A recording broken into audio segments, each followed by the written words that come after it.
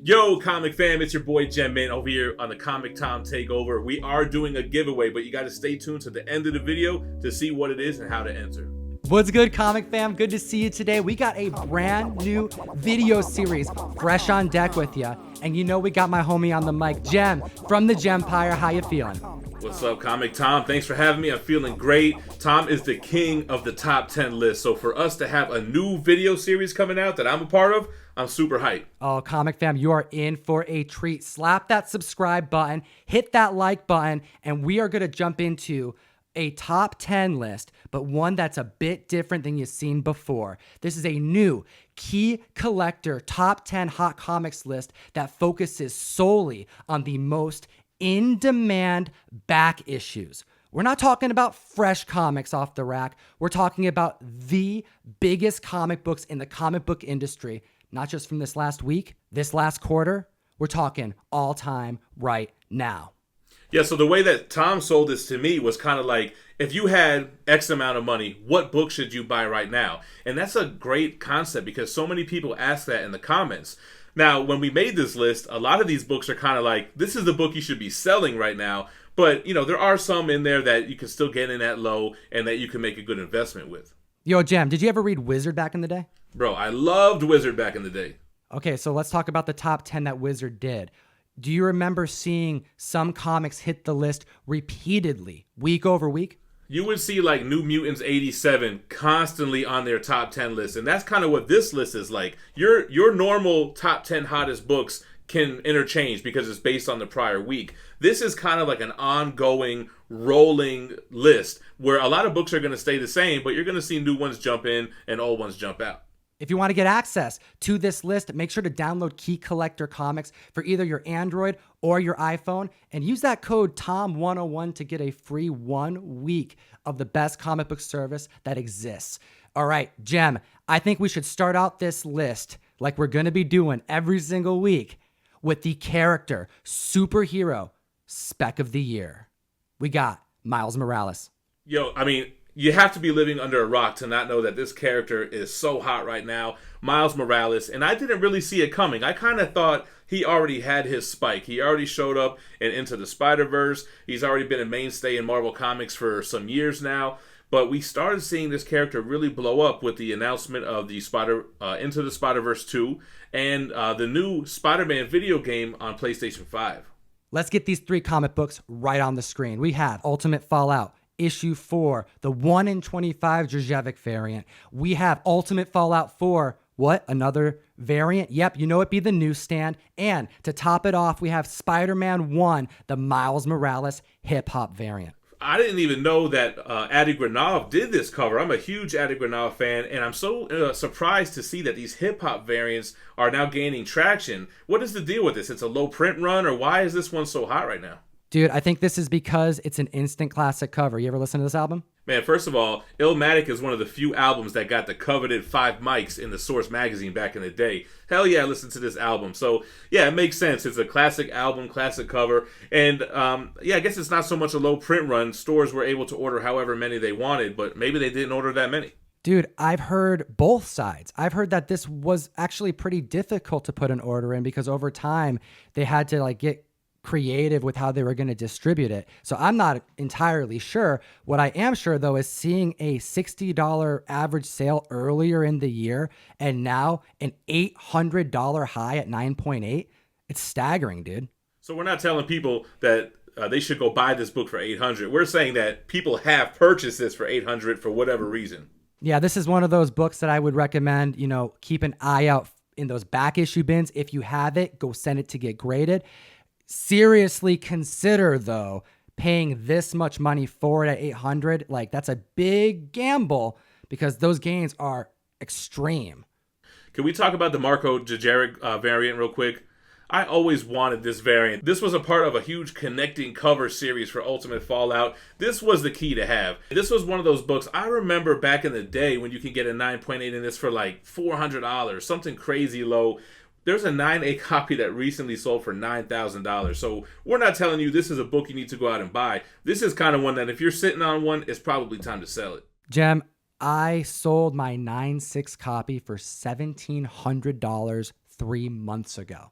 So this book right now is clearly the spec of the year so far. It's the most wanted and coveted Miles Morales variant. And it, I think, is right next to his first appearance in the Cover A Ultimate Fallout issue 4, the next book we're going to chat about.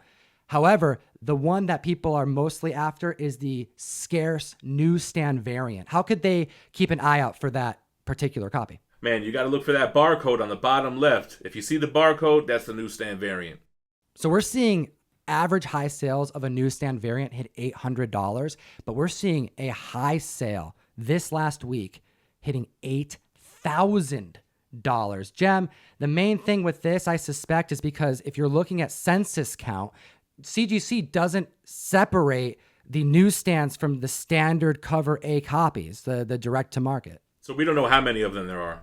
And no one does. But they come up so few and far between on eBay, we got to assume that it's super scarce, and that's where the market's moving. All right, so we talked Miles Morales. That is the hot superhero of the week. Now we're going to get into the Disney Plus, or what we like to call the D Plus books. Yeah, dude, we're getting into D Plus. You ever get a D Plus in class? A lot. Dude, my parents would get so pissed at me. All right, so let's chat about some Star Wars goodness. This is actually the only show you can watch at home that is causing a book to spike on this list this week. And we're talking about The Mandalorian.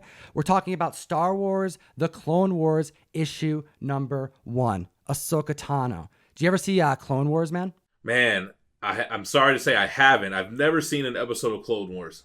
You know, I'm not a big Star Wars guy. I've only seen all the movies once, and I'm not very well versed in its history and its canon. However, Clone Wars is something that I have a lot of great memories from when I was younger, and this particular character was a fan favorite then, and she's a fan favorite now.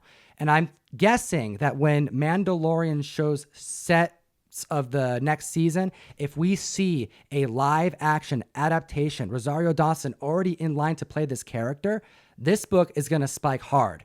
Let's go through the numbers, Jem.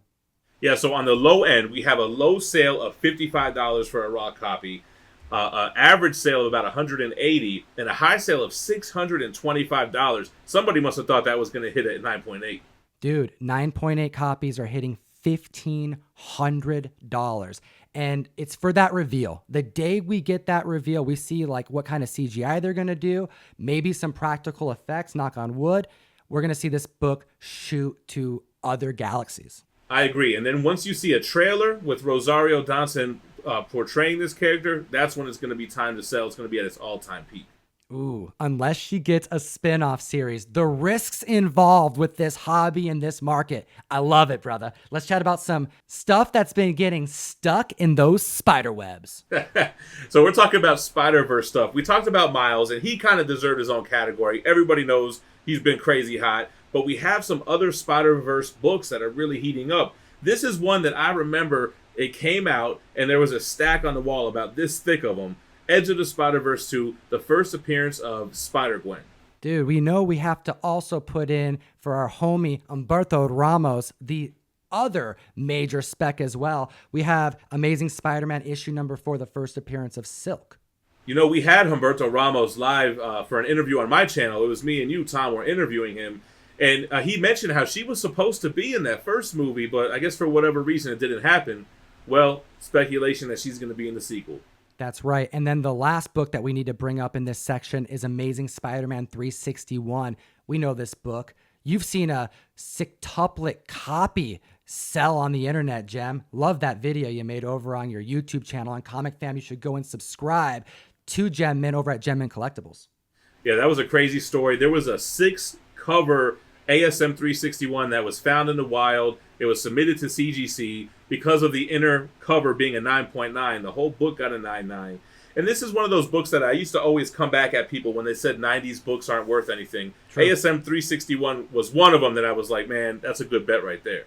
To this day, man, it's making the list this week. So let's chat about some of these books. And the first two are clearly into the Spider-Verse spec books. I think these are actually some affordable spec books too. Yes, there are variant copies, but this is the first week of the list. So we're going to be watching all of these books going forward. But let's just kick off with the cover A's this week. So we have Spider-Gwen's first appearance. What are the numbers on that? So 9.8 copies have climbed to an average of $900. I remember this was a $150 book in 9.8 all day. So 900 right now. That's crazy. Huge 9.8 sales. But low end, this book is hitting around the $30 range. 50 for mid-grade, $250 for high grade for those who are going to gamble on that 9.6, 9.8 slab.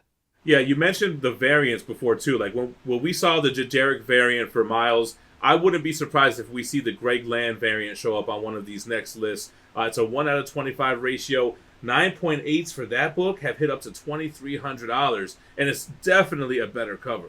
Also, this book had a crazy amount of printings. I think there was like 5 printings. The third printing was a completely different cover with her like costume design on it. And then they had like a 0 issue. Then they had a 6th and 7th print. I don't know, but there was a ton of different printings. There was even an error print, dude. Yeah, the first printing has like this burgundy background, but some of them had like an all black background. And I remember those being super hot back then, so I'm sure those are starting to heat up as well.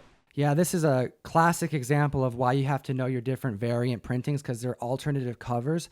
And when this character starts spiking hard, if it even has a slight bit of that Miles Morales spice that happened this year, then we're going to see the rest of her covers, the rest of these variants start to move when members can't afford those higher end books.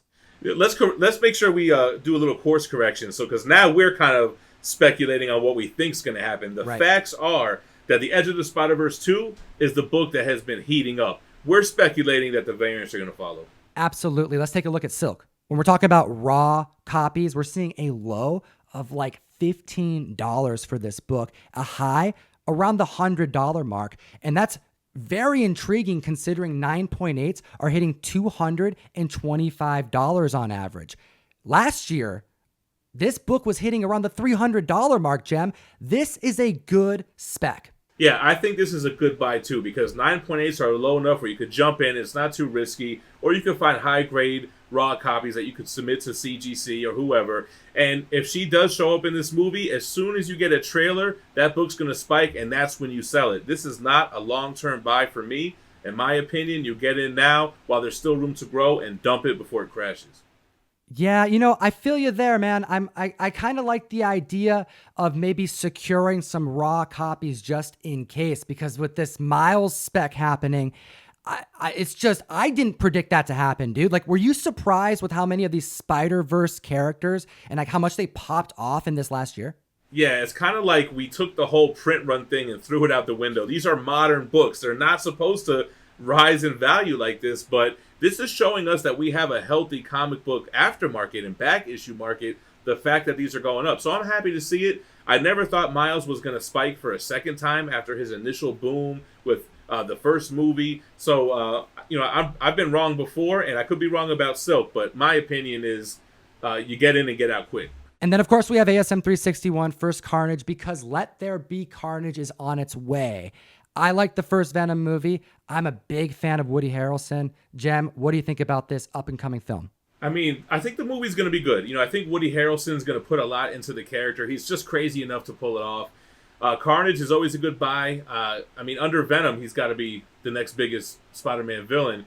What do I think about after the movie? I don't know. I think it'll probably decrease a little bit, but then level off. It used to be a $350 book before movie hype. It's only increased about $100. Maybe wait till after the movie to buy it. I think it's always a good book to have in the collection. And not to mention Donny Cates, Ryan Stegman doing crazy things on Venom, bringing in the ancestor of Cletus Cassidy, Cortland Cassidy. A lot of big things happening in multiple runs at Marvel. We got to be watching all these different characters. All right, enough with all that Marvel stuff. We've got DC Comics villains on the hot list this week. The first one we're going to talk about is a book that was heating up like crazy a few years back. It died down, but it's starting to come back up. Talking about Batman Adventures 12, the first comic book appearance of Harley Quinn. Yo, this book is hitting on average for 9.8s, $1,800.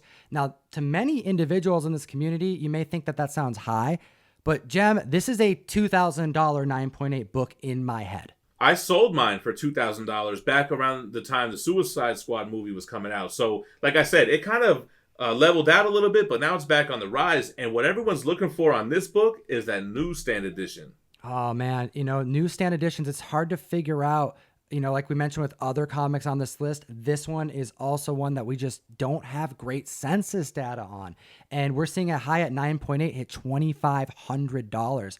I think if there is spec room to be had on this book, it's with those variants. Yeah, that newsstand was coveted back in 2016 when this book was heating up, going for $2,500 highs then. We're looking like that again for this newsstand edition. So that's the one to look out for, but books on the rise. You also have to keep in mind, Comic Fam, that on average, if you look on eBay, it's like for every 8 standard covers, you get 1 newsstand. That's a very low ratio. You know what else has been heating up? The dollar reprint for Batman Adventures 12. Dude, don't even get me going, dude. I was like, they're $1. I picked up like 50 copies of that book thinking, it'd be cool. Maybe I'll do something with it. And then I had them in my long box for a little too long. They were looking fresh. They're bagged and boarded. And I thought I'll just put it in the mystery mail call, our comic book subscription service where the community supports our show. And we send you comic books every month. You can hit the description below or just go to ComicTom101.com to join the community. I decided to send them all out this past week. Dude, eBay sales for this dollar comic is like hitting $20+ right now. And I don't think it's because people think it's the first print. Yeah, it's just one of those things where the reprint is not easily accessible and people figure, hey, I'll throw $20 at it. That's good for your mail call subscriptions, though, because it lets them know that a little dollar book that they might get could turn around and 25 times its value. So that's a good look. Yeah, man, just like always on the hunt, just trying to like spice stuff up. All right, so we're sticking with our DC villains. We have Harley Quinn. We have another DC villain that kind of made a big impact. Maybe it tapered off a little bit, but he is hot again. I'm talking about the Batman Who Laughs. Raw copies seeing an average of $125 for the Batman Who Laughs. We're also seeing a high of $525 for this book at 9.8. This book has become the most in-demand DC villain back issue, has it not? Yeah, he's definitely the most popular DC villain probably since Harley Quinn. Now, we have Punchline coming out giving him a run for his money, True. But we're still kind of waiting to see what she does. The Batman Who Laughs, he's already made his impact. And I feel like people were getting a little sick of him, but now with Scott Snyder and Greg Capullo returning back to the metal universe with their Dark Knight's Death Metal, the hype is real again. Jem, we got the most in-demand DC villain on this list. We got to get Marvel's most interesting and I would say most spec'd-on villain.